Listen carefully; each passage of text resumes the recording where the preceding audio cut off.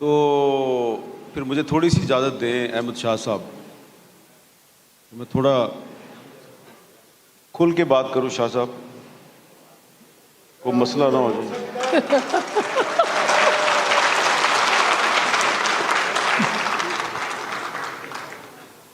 आगाज़ मैं यहाँ से करूँगा कि मसला कश्मीर के हवाले से पाकिस्तानी मीडिया का किरदार इंतहाई काबिल शर्म है।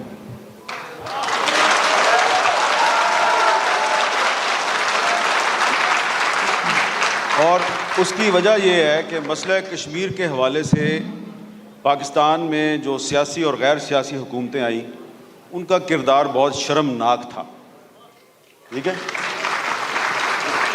हर किसी तरह से मुत्तफिक हूं आपकी बात। हाँ, हर किसी ने कश्मीर को एक प्लॉट की तरह ट्रीट किया कि ये कोई ज़मीन का टुकड़ा है, बड़ा एक्सपेंसिव है, और प्लॉट का झगड़ा इंडिया के साथ।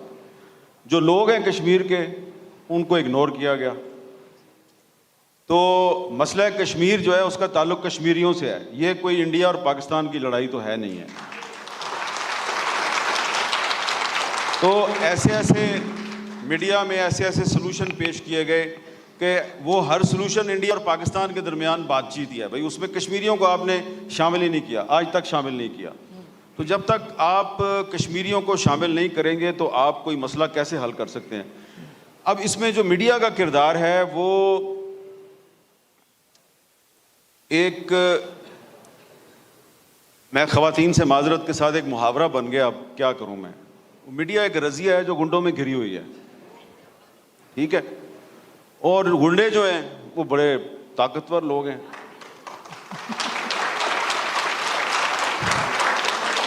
अब मैं यहाँ पे आसमा के लिए ज़्यादा मसाइल पैदा नहीं करना चाहता, इसलिए कि कुछ वाक़यात की ये भी आनी शाहिद हैं, और मैं आपका दिल भी नहीं तोड़ना चाहता कि हमें ऐसी बातों का पता है जिसका पाकिस्तानी कौम को पता ही नहीं है। लेकिन कुछ ना कुछ तो हम बता ही देते हैं ना, उसकी वजह से पाबंदियाँ भी लगती हैं, मसाइल भी होते हैं। देखें, प्रॉब्लम ये है कि पाकिस्तान की जो रियासत है वो जब तक एक आज़ाद पार्लियामेंट नहीं चलाएगी तो ना पाकिस्तान के मसले हल होंगे, ना कश्मीर के मसले हल होंगे। हिंदुस्तान जो करता है वो एक अलहदा कहानी है। लेकिन बहुत अच्छा एक नुक्ता उठाया आसमा ने कि 5 अगस्त 2019 के बाद क्या हुआ। ये मत समझें कि 5 अगस्त 2019 अचानक हो गया, बिल्कुल अचानक नहीं हुआ। 5 अगस्त 2019 के दिन, 5 अगस्त 2019 के दिन जंग अखबार में जो मेरा कॉलम शाया हुआ वो गूगल करके निकाल के पढ़ लें। तो मुझे अगर कुछ पता था और मैं वो वार्न कर रहा था तो उसकी कोई वजह थी ना।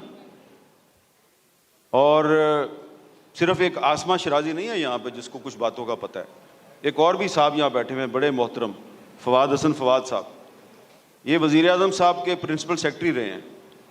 इनको भी पता है कि कौन कौन से पाकिस्तान के ताकतवर लोग कश्मीर को बेचने के चक्कर में थे। इंडिया ने जो किया उसको छोड़ दो ना, इंडिया की तो मजम्मत करते हैं भाई, दुश्मन है। और जो पाकिस्तान में बैठे हुए हैं, इस्लामाबाद में बैठे हुए हैं, उन्होंने किस किस तरीके से कश्मीर को बेचने की कोशिश की। आसमा, आपकी इजाज़त से, बुरा ना बनाना, एक जगह पे आसमा भी बैठी हुई थी और मैं भी बैठा हुआ था, ऑफ द रिकॉर्ड थी, मैं नाम नहीं लेता। पता चल जाएगा सबको। चलो, ये वैसे हैं बड़े समझदार कश्मीरी हैं, इनको लोग बेवकूफ़ समझते हैं लेकिन हैं बड़े समझदार। तो वो जो साहब थे वो कहते हैं हमें मुझे ख़ास तौर पे बार बार नाम लेके ये इसकी गवाही देगी, यहाँ तक कहा कि अगर मार्शल लगाया तो तुम्हारा भी नाम उसमें लगा देंगे। अच्छा, वो बार बार कह रहे हैं कि हम कश्मीर का मसला हल करना चाहते थे, ये मीडिया ने मसला हल नहीं होने दिया। ऐसे ही हुआ, यही कहा उसने। बिल्कुल। कौन? नहीं भाई, 19 के बाद की बात है ये। बस ठीक है, कसौटी नहीं बस ठीक है, समझ आ गई आपको। ये 2019 के बाद की बात है। जी हाँ, ठीक है, उस वक्त इमरान खान साहब वजीर आजम थे। नहीं, कासिम के अब्बा नहीं है, वो तो सिविलियन है भाई। ये आजकल एक नया ट्रेंड चला हुआ है कि जो भी चीज़ है वो कासिम दे अब्बा दे पा दे, वो बेचारे ने फंसा दे। अच्छा देखो, हालांकि इस लेट्स मामले में सीरियस। कासिम के अब्बा काफी बेजरर थे। देखिए, ये मजाक में ना लें इसको। उन्होंने कहा कि हम मसला कश्मीर हल करने की कोशिश करते हैं और ये मीडिया वाले मसला कश्मीर हल नहीं होने देते। अब उन्होंने मसला कश्मीर कैसे हल करने की कोशिश की? उन्होंने करतारपुर राहदारी खोली, ठीक है, अच्छी बात है, खोली आपने। उसके बाद उन्होंने बैक चैनल खोल दिया, बैक चैनल से उन्होंने बातचीत शुरू कर दी। तो उसके नतीजे में क्या होना चाहिए था? को कश्मीरियों को रिलीफ मिलता। फिर उन्होंने सीज फायर कर दिया फरवरी 2021 में। उसका कोई रिलीफ मिलना चाहिए था ना कश्मीरियों को। तो अगर आपको याद हो तो मैं उन दिनों में सीज फायर के बाद मैं वो हजेरा गया, आगे गया अब्बासपुर, उसके आगे मैं उधर फिरता रहा, LOC पे लोगों से बातचीत करता रहा। को हालात मुझे को ठीक नज़र नहीं आए कि पहले वो इंसानों को गोलियां मारती थी इंडियन आर्मी, सीज फायर के बाद वो उनकी मुर्गियां, भैंसें, बकरियां, उनको गोली मारते हैं। मैं जब वापस गया तो मुझे ऑर्डर आया, ऑर्डर कि ये रिपोर्ट नहीं करना कि वो गाय, भैंसों और बकरियों को गोलियां मारते हैं। मैं कहा क्यों जी? मेरे पे ये भी वक्त आना था पाकिस्तान में कि मुझे कहा जा रहा है कि इंडियन फौज जो है वो सीज फायर की खिलाफ वर्जी कर रही है, और मैं कहूँ नहीं, बिल्कुल सीज फायर की खिलाफ वर्जी नहीं हो रही, सब सही जा रहा है। तो तब काफ़ी हालात जो है वो हमारे लिए ख़राब हो गए। और सीधी सी बात है जी, सेंसर के ज़रिए हमारी आवाज़ दबा दी गई। किस चीज़ पे सेंसर लगाया? मेरे प्यारे बच्चों, आपको सुना रहा हूँ, बुज़ुर्गों को नहीं सुना रहा, कि ये इतना आसान प्रोफेशन नहीं है मीडिया।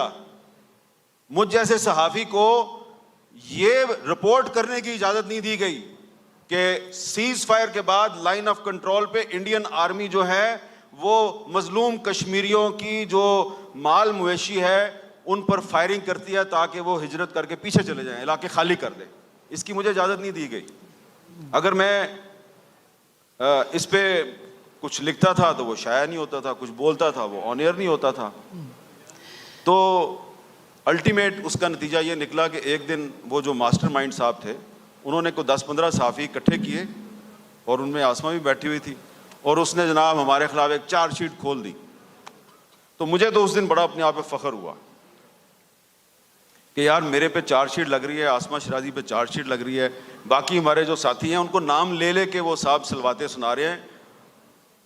बस उन्होंने ये नहीं किया कि छड्डागा नहीं, बाकी जो उन्होंने करना था कह दिया। छितर परेड की उसने हमारी। क्या कसूर क्या है कि हम कश्मीर का मसला हल करना चाहते हैं और आप मीडिया वाले मसला हल नहीं होने देते। अब वो सुन लें उनका सलूशन क्या था, जो वो सलूशन भी उन्होंने रिपीट किया। क्या कहा था उन्होंने?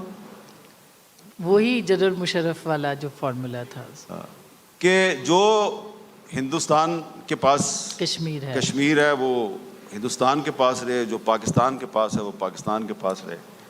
ये कोई सलूशन है या धोखाधड़ी है? धोखा।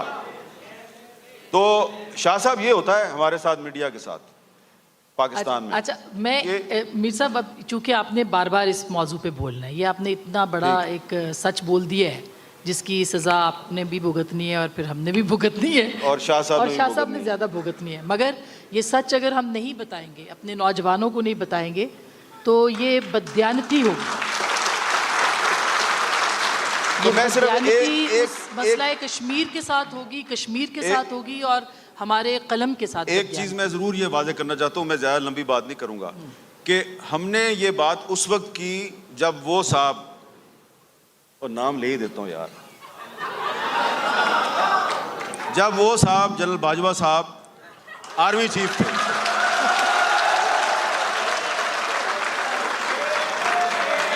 जब वो आर्मी चीफ थे, उसके हटने, आर्मी चीफ से के ओहदे से हटने के बाद बात नहीं की। ये सारी बातें भी वो उस वक्त कर रहा था जब उसने वर्दी पहनी हुई थी, और 9 महीने उसने मेरे पे पाबंदी लगाई रखी इन्हीं बातों की वजह से। तो हम इस बात पे बिलीव नहीं करते कि जब कोई बंदा चला जाए, ऑफिस से चला जाए, फिर उस पर बात करो। तो ये बताना सिर्फ आपको ये है कि it's part of the game. हम अगर सहाफ़त के प्रोफेशन में हैं तो हम सिर्फ अगर ये कह दें कि ओहो जी आवाज़ बंद हो गई थी, पाबंदी लगा दी थी तो इसलिए मैंने बात नहीं की, बात मैंने भी की, आसमा ने भी की, उसका खमियाजा भी भुगता और वो खमियाजा भुगत के हमने कोई बड़ा काम नहीं किया। ये हमारा प्रोफेशन है, ये करना है। लेकिन क्योंकि आज का मौजू ये है कि मसले कश्मीर और मीडिया का किरदार, तो मीडिया का किरदार मैंने कह दिया कि उस पर तो मुझे बिल्कुल शर्मनाक है, लेकिन हुकूमत पाकिस्तान का किरदार जो है वो शर्मनाक तरीन है। बिल्कुल। अच्छा ताहिर नकाई साहब, आप कुछ कहना भी चाहते थे, मैं वैसे आपकी तरफ आ भी रही थी कि 5 अगस्त 19 और उससे पहले की जो पाकिस्तान का मीडिया है या मीडिया इस रीजन का है, उसने मसला कश्मीर को कैसे देखा है, कोई तारीखी पस मंज़र के साथ भी बताइएगा।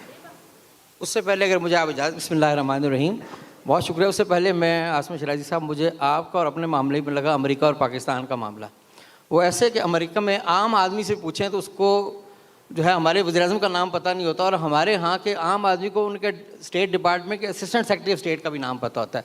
तो हम 3 मज़लूम थे। देखें ना, पाकिस्तानी मीडिया और हमारे दरमियान दूरियों का ये भी एक सबूत था कि आपके पास हमारा तारुफ भी नहीं था कि हम क्या है, हम 3-3 दहाइयों से काम कर रहे हैं। ये जो मेरे साथ भाई बैठे हुए हैं आरिफ बहार साहब, ये पाकिस्तान के मेन स्ट्रीम मीडिया में आज कोई 25 साल से कॉलम लिख रहे हैं और 2 किताबों के मुसन्निफ भी हैं। वाहिद इकबाल भट्ट साहब हमारे प्रेस क्लब के प्रेसिडेंट भी हैं। खाकसार भी कराची के अखबार के साथ कोई 3 दहाइयों से काम कर रहा है और कोशिश करता है कि कश्मीर को उसमें जगह मिले। मीर साहब जितनी सख्त बातें कर सकते हैं, हम यहाँ बैठ के उतनी सख्त बातें नहीं कर सकते। इन्होंने कहा शर्मनाक, तो मैंने बहुत आपने जी इस पे कर दिया कि आपका तारुफ पूरा नहीं किया। जी मैं वैसे बता रहा हूँ कि पाकिस्तान और मीडिया और हमारे दरमियान जो ये एक छोटी सी मिसाल है हमारे दरमियान दूरियों की। चले आप आगे बात कीजिए। अच्छा मैं आपको बताता हूँ जो आपको कौन नहीं जानता, अगर कहें नहीं तो कौन जानता है, चलें आपका हुस्न नजर है। लेकिन मीर साहब ने जो कहा कि शर्मनाक किरदार है, मैं इतनी सख्त बात कहना चाहता था मगर कह नहीं सकता। मैं ये कहता हूँ कि पाकिस्तान के मीडिया का, मैं इस पर बात करूँगा कि कश्मीर पे किरदार ना होने के बराबर है।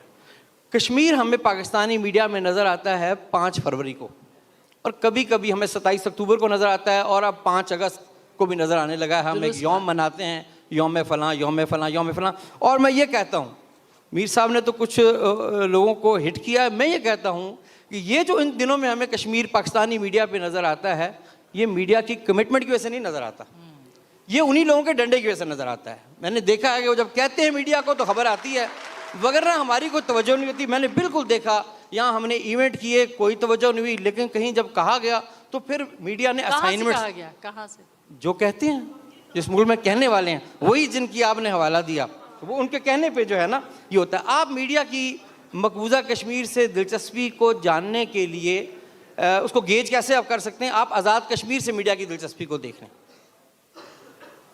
कितने लोग हैं पाकिस्तानी मीडिया इदारों ने यहाँ जो वेल पेड उनके कॉरेस्पॉन्डेंट्स हैं, कितने पाकिस्तान के मीडिया इदारे हैं जिन्होंने यहाँ ब्यूरो ऑफिस कायम किए हैं, कितने पाकिस्तानी बड़े अखबारात हैं जो हमारे इंफॉर्मेशन डिपार्टमेंट से इश्तिहार भी लेते हैं रेगुलरली, उनने यहाँ कॉरेस्पॉन्डेंट रखे हैं। कश्मीर की आपके नज़दीक ये हैसियत है। आप दूसरी तरफ चले जाएं, मकबूजा कश्मीर में मेरा बहुत कांटेक्ट वहाँ रहा है। 5 अगस्त से पहले मेरा कश्मीर के सहाफ़ियों से, चूँकि मेरा अपना ताल्लुक़ श्रीनगर डाउनटाउन से है, मेरे फादर वहाँ से माइग्रेट होके आए, तो मैं वहाँ गया भी। एक दफ़ा सैफमा वालों की मेहरबानी से गया, एक बार मैं बस सर्विस पे भी गया, तो मेरा उनसे ताल्लुक़ था। रोज़ाना हमारे रवाबित थे, we would exchange information from either side. तो वहाँ दक्कन हेरल्ड एक अखबार है जो कश्मीर में बिकता भी नहीं होगा, जिसको मकबूजा कश्मीर का PID इश्तिहार भी नहीं देता होगा, लेकिन उनका भी वेल पेड कॉरेस्पॉन्डेंट है। जुल्फ़कार माजिद उसका नाम है, he is my friend. Yusuf Jamil साहब हैं, आप नसीर हैं, नसीर जो है जो आउटलुक इंडिया के हैं। मतलब वहाँ कोई you name any paper, India का किसी अशाती नशरियाती इदारे का आप नाम लें, श्रीनगर और जम्मू में आपको उनका कॉरेस्पॉन्डेंट मिलेगा। दूसरी तरफ जो है हमारे यहाँ ये सूरत हाल है कि हमारे यहाँ मुज़फ़्फ़राबाद को तो आप इम्पोर्टेंस ही नहीं देते। हमारे एक साबिक़ वज़ीर-ए-आज़म में ऑन रिकॉर्ड कहते रहे कि जी इनके पास हमारे लिए एयर स्पेस ही नहीं है। तो जो कश्मीरी क्या सोचते हैं, ये वे फॉरवर्ड क्या देखते हैं, इनकी फीलिंग्स क्या हैं, वो कभी उनको जगह नहीं मिली। हमारे लिए आपके पास जगह है, क्लैमिटी आ जाए, जलजला आ जाए तो आपने जो है उसकी खबर करनी है, एवरनाच में को मर जाए उसकी खबर करनी है, हमारी सोचों की खबर नहीं करनी कि ये खित्ता जो है, जैसे उन्होंने कहा है कि इस खित्ते की क्या मर्जी है, ये क्या देखता है, ये क्या चाहता है अपना हल। आपका कॉन्स्टिट्यूशन कहता है, पाकिस्तान का आइन कहता है, आर्टिकल 257 कहता है कि जो हक़ खुद इरादी मिलने के बाद भी हम पाकिस्तान से जो अपने हमारे मामलात हैं उसका फैसला करेंगे, हमने पाकिस्तान से क्या अरेंजमेंट रखना है, लेकिन हमें तो कोई पूछता ही नहीं यहाँ। बिल्कुल। तो ये वो मीडिया है जिसके नज़दीक आपकी रेटिंग सबसे बड़ी इंपॉर्टेंट है। आप